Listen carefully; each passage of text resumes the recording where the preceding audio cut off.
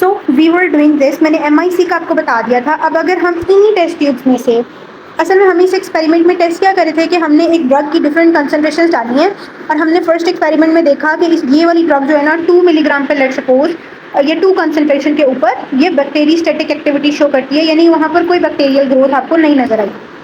अब हमने क्या किया, इन्हीं टेस्ट ट्यूब्स में से थोड़ा थोड़ा सैंपल लिया जिस सारी टेस्ट ट्यूब्स में से, और हमने उसे एक खाली टेस्ट ट्यूब में डाला जिसके अंदर कोई एंटीबायोटिक नहीं थी, सब culture in antibiotic free medium, और आपने फिर 24 आवर्स के बाद इंक्यूबेशन देखी।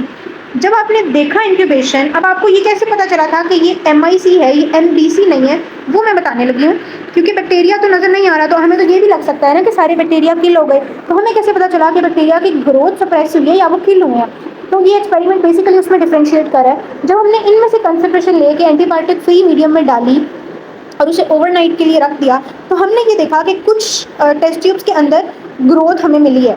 इसका मतलब ये है कि जब ग्रोथ मिली है ना, इसका मतलब यही है कि जो हमने ऊपर वाले टेस्ट ट्यूब में से सैंपल लिया है ना, वहाँ पर बैक्टीरिया पूरे किल नहीं हुए थे, उनकी सिर्फ ग्रोथ अरेस्ट हुई थी, और जैसे ही हमने एंटीबायोटिक फ्री मीडियम में डाला उन्होंने दोबारा ग्रो करना शुरू कर दिया। अब इन दोबारा ग्रो करने वाली टेस्ट ट्यूब्स में से भी 2 टेस्ट ट्यूब्स ऐसी थी जिनमें कोई बैक्टीरिया दोबारा ग्रो नहीं किया। इसका मतलब ये है कि इन दोनों टेस्ट ट्यूब्स के अंदर जितने बैक्टीरिया थे इस वाले एक्सपेरिमेंट के अंदर, वो सारे किल हुए थे, वो सारे उनकी ग्रोथ स्टॉप नहीं हुई थी, वो सारे किल हो गए थे। इसका मतलब ये है कि this is the minimum bactericidal concentration, ये उसी एंटीबायोटिक की ये वो कंसंट्रेशन है जिस पर उसने 99.9% ऑफ बैक्टीरिया को किल कर दिया, और 2 पे उसने उनको ग्रोथ को स्टॉप किया था, मिनिमम कंसंट्रेशन। ठीक है, इस बात की समझ आ गई? अगर नहीं समझ आई तो वीडियो को बैक करके दोबारा ये बात सुने और दोबारा से इसको जो है वो समझ आ जाएगी आपको। सो ये डिफरेंस है minimum inhibitory and bacterial concentration के ऊपर। उसके बाद जी ये कुछ चीज़ें हैं कि ड्रग की सॉल्युबिलिटी बहुत अफेक्ट करती है ऑब्वियसली। अच्छा, ये वाला जो ग्राफ है ये क्या बता रहा है, ये ऑस्ट्री में आ सकता है ग्राफ, ये बता रहा है कि ये आपकी नॉर्मल रिस्पॉन्स है, माइक्रो ऑर्गेनिज्म ग्रो किए जा रहे हैं, कोई ड्रग नहीं है और उसकी ग्रोथ बढ़ती जा रही है। जब आप बैक्टीरियोस्टैटिक एजेंट देंगे तो क्या होगा, उसकी ग्रोथ जो है, पहले बैक्टीरिया बढ़े जा रहे थे, अब वो एक नंबर पे आके रुक गए हैं, वो इससे आगे ग्रो नहीं करेंगे। जबकि बैक्टीरियोस्टैटिक एजेंट देंगे तो क्या होगा, वो ग्रोथ जो है वो रुकेगी नहीं, वो किल होने लग जाएंगे और उनका नंबर कम हो जाएगा। तो ये बैक्टीरियोस्टैटिक एजेंट और बैक्टीरियोस्टैटिक का ग्राफिकल रिप्रेजेंटेशन है। ठीक है, जो सॉल्युबिलिटी है ड्रग की, ऑब्वियसली हमारी बॉडी में चूंकि लिपिड ब्लड के अंदर वही चीज़ें फ्लो करेंगी जो लिपिड सॉल्युबल होंगी, और अगर एक्सक्रीट होना है ड्रग ने तो उसको वाटर सॉल्युबल होना जरूरी है। तो हमारी बॉडी में ऐसे मेटाबॉलिज्म्स हैं जो कुछ ड्रग्स को वाटर सॉल्युबल बनाते हैं। सेकेंडली, ड्रग का मॉलिक्यूलर वेट जितना ज़्यादा होगा उसे एंटर होने में उतनी मुश्किल होगी। और प्रोटीन बाइंडिंग ड्रग की कैसी है, हमारे ब्लड में उन्होंने डिफरेंट प्रोटीन से बाइंड करके फ्लो करना है, तो जितनी अच्छी प्रोटीन बाइंडिंग होगी उतना ज़्यादा वो जल्दी और ज़्यादा कंसंट्रेशन में टारगेट टिश्यूज तक पहुँच जाएगी। ठीक है, उसके बाद पेशेंट फैक्टर्स डिफरेंट है, renal dysfunction, liver dysfunction, immune function patient का। अच्छा, अब हम ये कैसे डिसाइड करते हैं कि आपने किस पेशेंट को बैक्टीरियोस्टैटिक ड्रग देनी है, किस पेशेंट को बैक्टीरियोसिडल ड्रग देनी है? That's also a very important viva question जो कि अक्सर स्टूडेंट्स को नहीं पता चलता। So that is decided by the immune status of the patient. अगर पेशेंट इम्यूनो कॉम्प्रोमाइज्ड है तो आपने उसको बैक्टीरियोस्टैटिक ड्रग नहीं देनी, उसकी इम्यूनिटी कम है, स्टैटिक देंगे थोड़ी ग्रोथ रुकेगी, उसके अंदर कुछ बैक्टीरिया स्टिल ग्रो कर रहे होंगे क्योंकि उसकी नेचुरल डिफेंस ही वीक हुआ है, उसमें हमने देनी है बैक्टीरियोसिडल ड्रग। और जो इम्यूनो कॉम्पिटेंट इंडिविजुअल है उसमें आपने फिर बैक्टीरियोस्टैटिक ड्रग भी दे सकते हैं, सिडल भी दे सकते हैं, दैट्स अप टू यू। ठीक है, अच्छा जी, सेफ्टी ऑफ द एजेंट, आगे हम सेफ्टी वाली डेफिनेशंस आगे पढ़ेंगे। कॉस्ट ऑफ थेरेपी, ये मैंने सारा कुछ एक्सप्लेन कर दिया। उसके बाद ये डायग्राम है, ये MIC बताया हुआ है कि ये आपका कंट्रोल सैंपल है जिसमें कोई ड्रग नहीं है, उसमें जो है वो ग्रोथ बढ़ी जा रही है। अगर आप MIC पे देखें ना, 1 MIC, उसने ग्रोथ को इतना कम कर दिया है। अगर आप MIC को उससे कम करेंगे तो ग्रोथ ज़्यादा पे कम यानी ज़्यादा होगी, इसकी निस्बत ज़्यादा ग्रोथ मिलेगी आपको। और अगर आप जितनी MIC बढ़ाते जाएंगे तो ग्रोथ उतनी बैक्टीरिया की जो है वो कम होती जाएगी। ठीक है, ये भी वही सीन है, MIC की वैल्यू बढ़ती जाएगी तो क्या होगा, यही इस एक्सपेरिमेंट में हमने पढ़ा था ना कि जब MIC की वैल्यू बढ़ रही है, ये 1 MIC है ना 2, जब वैल्यू डबल हो रही है तो ग्रोथ बिल्कुल ख़त्म होती जा रही है। जितना ज़्यादा MIC की वैल्यू होगी up to the safety profile of the drug, आपके बैक्टीरिया की ग्रोथ उतनी कम होती जाएगी। उसके बाद ये डिटर्मिनेंट्स ऑफ रैशनल डोजिंग। अब आपने ड्रग की डोजिंग कैसे करनी है, उसमें कुछ फैक्टर्स हैं जो उस चीज़ को डिटर्मिन करते हैं।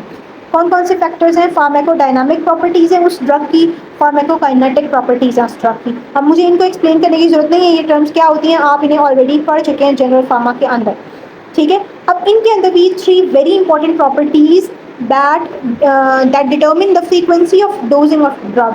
क्या आपने ओडी में देनी है ड्रग, बीडी में देनी है, 3 टाइम्स देनी है, स्टार्ट देनी है, वंस सिर्फ एक बार देनी है, ठीक है, ये सारा कुछ। तो दैट डिपेंड्स ऑन 3 थिंग्स कि वो चीज़ें हैं जी। First is a concentration dependent killing, time dependent killing and post antibiotic effect. अब ये होते क्या है कंसंट्रेशन डिपेंडेंट किलिंग, यानी बैक्टीरिया जो एंटीबायोटिक है आपकी, that it's killing effect is depend on its concentration.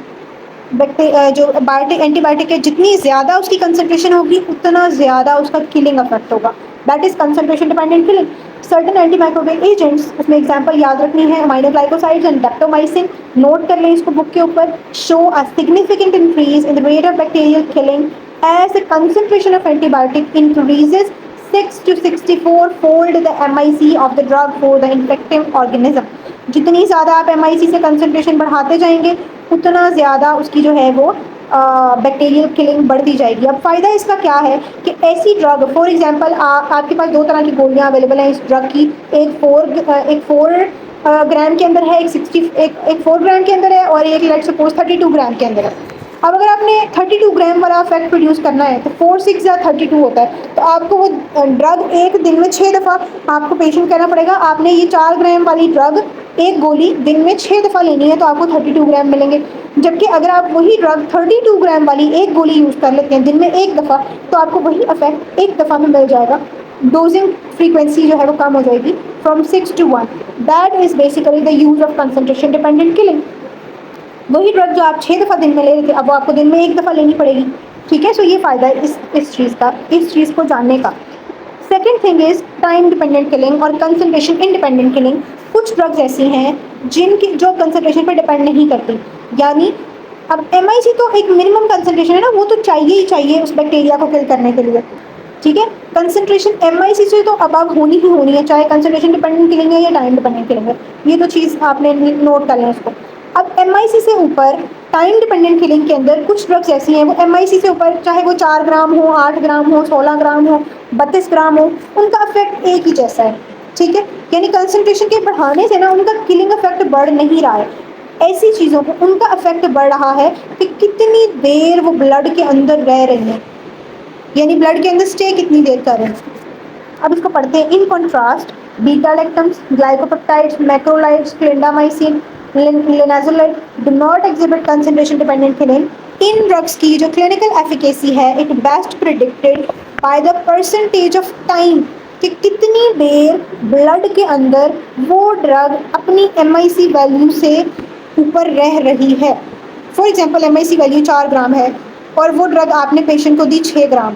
अब अगर वो ड्रग 6 ग्राम फ़ौरन ही मेटाबलाइज होकर बॉडी से एक्सक्रीट हो गई है तो उसका तो कोई इफेक्ट नहीं है। सो आपको उस ड्रग की इतनी डोज उसको देनी है कि वो एक दिन तक, यानी उस ड्रग की हाफ लाइफ ज़्यादा होनी चाहिए।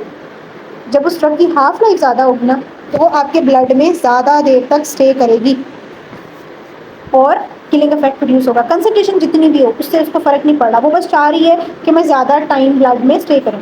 This effect is sometimes called concentration independent और टाइम डिपेंडेंट किलिंग। अब इसकी एग्जांपल को समझें। For example dosing schedules for the penicillin and cephalosporins that ensure blood levels greater than MIC for 50 to 60% of the time.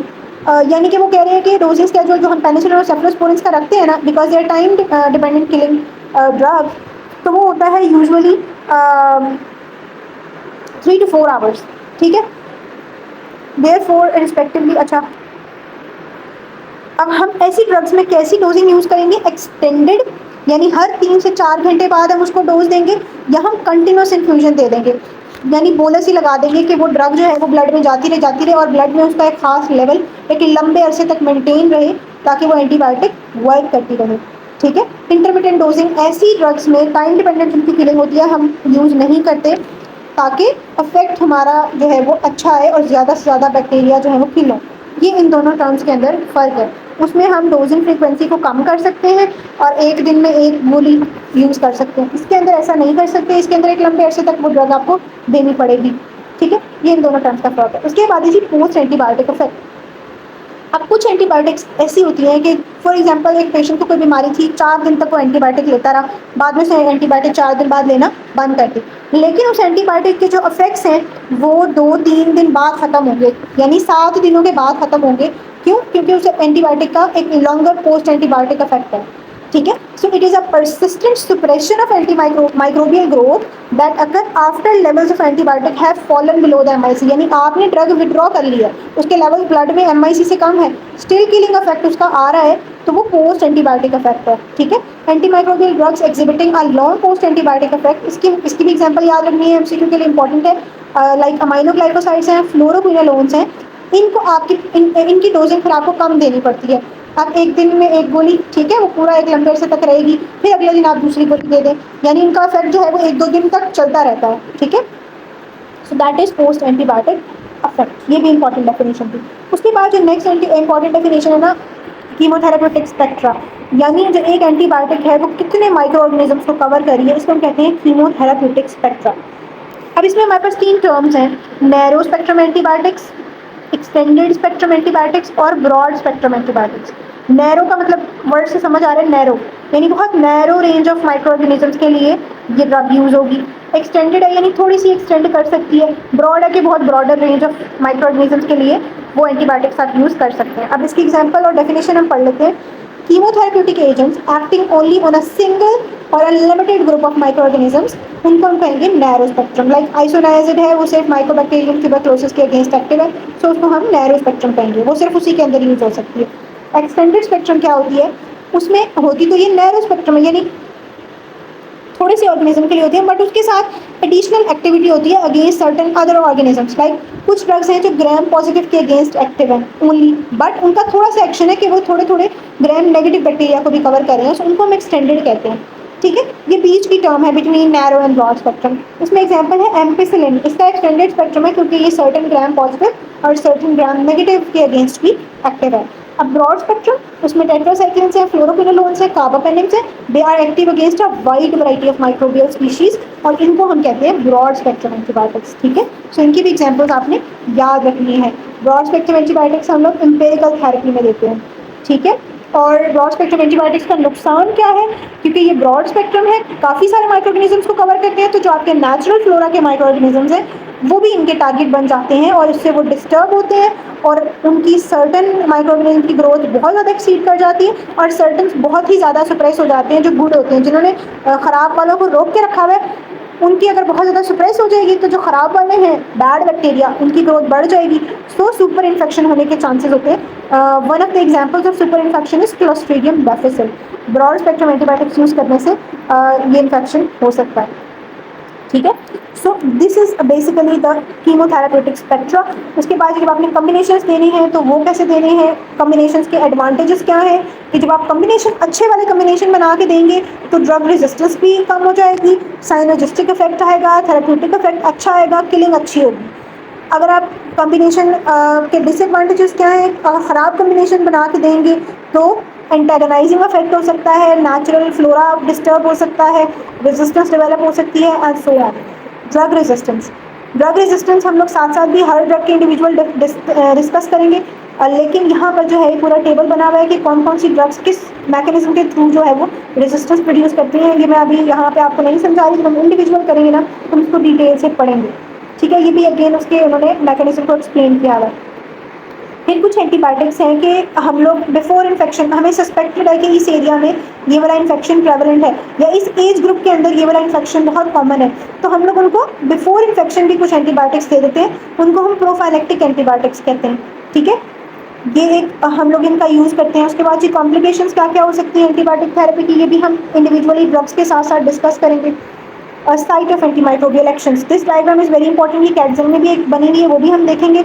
But ये diagram आपको ऑस्पी में भी आ जाती होती है या आपसे वाइवा में वैसे पूछ लेते हैं, आप हमें डिफरेंट क्लासेस एक्सप्लेन करें एंटीबायोटिक्स की। सो यहाँ पर वो सारी एक्सप्लेन की हुई है कि कुछ ड्रग्स जो है वो आपके, चले सेल वॉल से स्टार्ट करते हैं, आपकी सेल वॉल सिंथेसिस को इनहिबिट करती हैं। कुछ ड्रग्स सेल मेम्ब्रेन के ऊपर एक्ट कर रही होती हैं, एग्जाम्पल्स उनकी साथ दी हुई हैं। उसके बाद कुछ ड्रग्स हैं जो प्रोटीन सिंथेसिस को इनहिबिट कर रही होती है। ये सारी बैक्टीरिया के प्रोटीन सिंथेसिस, बैक्टीरिया के सेल वॉल, उनके सेल मेम्ब्रेन को इनहिबिट कर रही होती है। ठीक है, कुछ है जो फिर न्यूक्लिक एसिड फंक्शंस को और उनकी सिंथेसिस को अफेक्ट कर रही है, और कुछ ड्रग्स जो है उनके मेटाबॉलिज्म को टारगेट कर रही होती है। So this is the mechanism. ये आपने इनकी एग्जांपल्स याद करनी है। जब आप सारे चैप्टर्स पढ़ लेंगे ना फिर तो ये आपको ऑटोमेटिकली याद हो जाएंगी, बट ये आपने यहाँ से याद करनी है। दैट्स ऑल अबाउट इंट्रोडक्शन और बेसिक अंडरस्टैंडिंग ऑफ कीमोथेरेपी। अब जब मैं साथ साथ आपको पढ़ाऊंगी तो आपको जो है इन टर्म्स को दोबारा एक्सप्लेन करना मुझे नहीं पड़ेगा, और आपको भी कॉन्सेप्ट जो है वो साथ साथ क्लियर होता जाएगा। These 2 lectures are very very important for understanding the basics of chemotherapy. So that's all for today. Thank you so much for watching the video. Subscribe to my YouTube channel for more videos. And secondly, pharmacology के particularly मेरे autonomic nervous system के lectures available हैं complete, and CVS के cardiovascular system के, renal के, diuretics के lecture available हैं, blood pharma के अवेलेबल हैं, तो आप वो ले सकते हैं। मेरे चैनल के ऊपर प्लेलिस्ट के अंदर सारे लेक्चर्स अवेलेबल हैं, वहाँ से आप ले सकते हैं। एग्जाम ओरिएंटेड लेक्चर्स हैं, सिनेरियो बेस्ड हैं, ठीक है, और किस तरह से एग्जाम में पूछा जाता है मैंने साथ साथ वो सारा कुछ बताया है। Thank you so much for watching. अल्लाह हाफ़िज़।